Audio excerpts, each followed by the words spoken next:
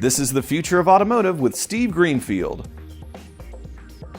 Welcome back to the latest episode of the Future of Automotive on CBT News, where we put recent automotive and mobility news into the context of the broader themes impacting the industry.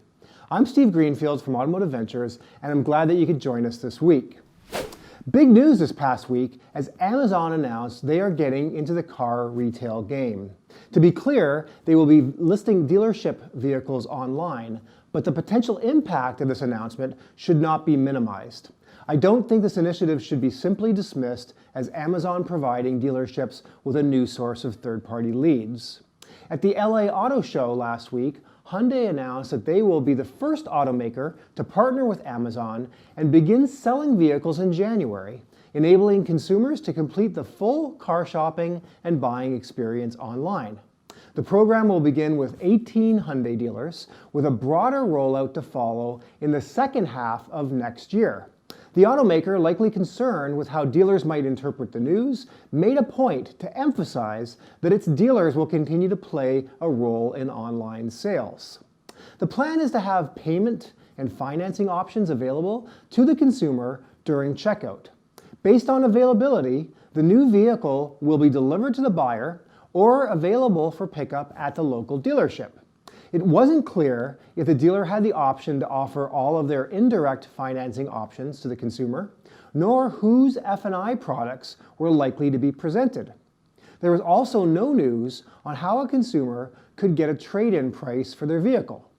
So, it appears that Amazon may have a lot of kinks still to work out of the system before this experience gets more mainstream adoption by additional automakers beyond Hyundai. This initiative by Amazon is a long time coming.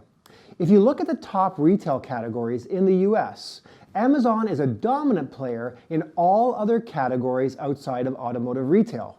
For example, Amazon generates an estimated $8.3 billion reselling automotive parts and accessories, plus $1.9 billion in OEM replacement parts sales for a combined total of $10.3 billion a year. But the automotive retail is a category that is just far too large for Amazon to ignore. They've sat on the sidelines as direct retailers like Tesla have proven there is a segment of consumer who will buy new vehicles sight unseen and have them delivered.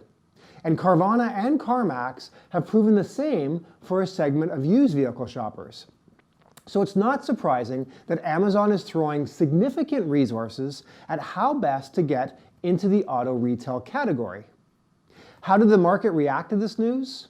Car dealerships like CarMax, AutoNation, and Carvana all saw their shares drop as much as 8% last week as the market had to digest the news in real time. These players may see increased competition depending on how this news from Amazon plays out. Amazon's announcement isn't the first time it has shaken up an industry with a simple press release.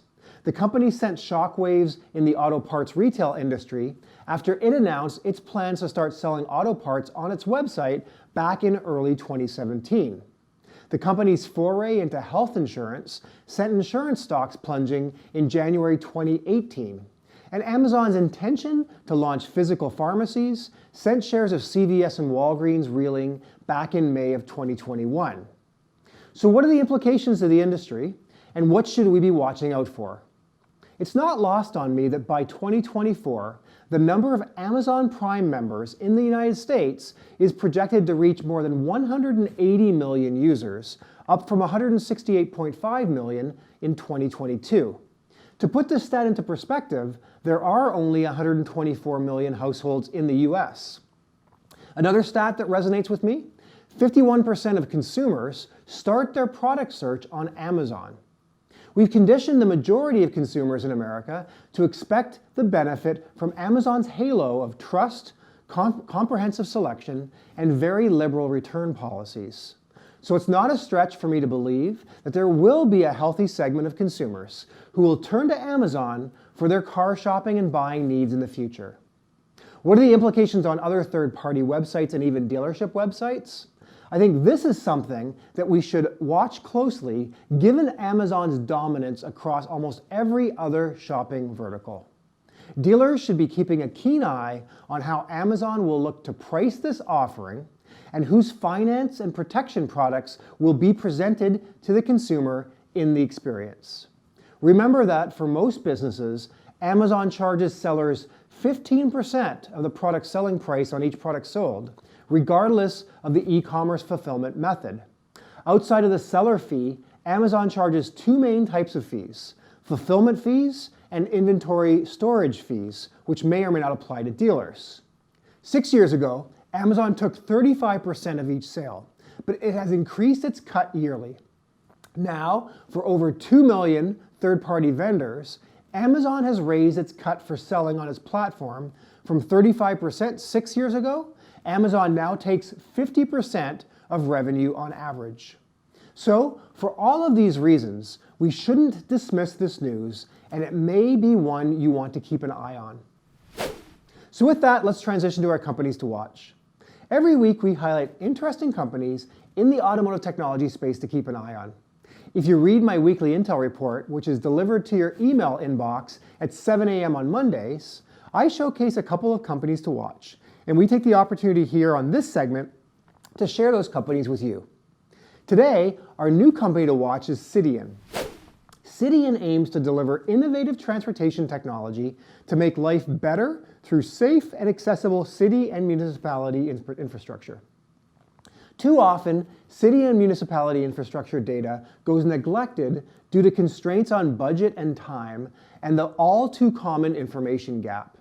As a result, infrastructure owners struggle to address their jurisdiction's safety, equity, and maintenance needs. That means lives lost and less mobility for many infrastructure users, whether on the road, sidewalk, bike path, or other infrastructure asset. Cyan delivers the world's only software-as-a-service tools that combine engineering expertise and artificial intelligence to furnish the real-time data and critical insights that infrastructure owners need in an interactive digital twin environment. Cyan immerses the transportation planner and engineer directly in the jurisdiction's environment through their advanced digital twin technology. Your data sets effortlessly overlay real-world infrastructure with accurate geolocations and critical insights. Their Crash product is the first of its kind, a comprehensive hub for traffic crash data analysis and reporting in a digital twin environment. Crash leverages artificial intelligence and advanced data analytics to meet a city's or municipality's traffic safety goals. If you'd like to learn more about Cyan, you can check out their website at www.cyan.co. So that's it for this week's Future of Automotive segment.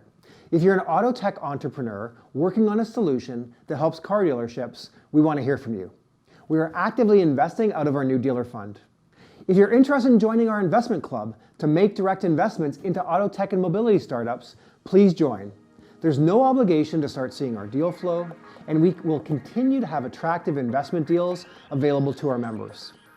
Don't forget to check out my book, The Future of Automotive Retail, which is available on Amazon.com, and keep an eye out for my new book, The Future of Mobility, which will be out at the end of this year.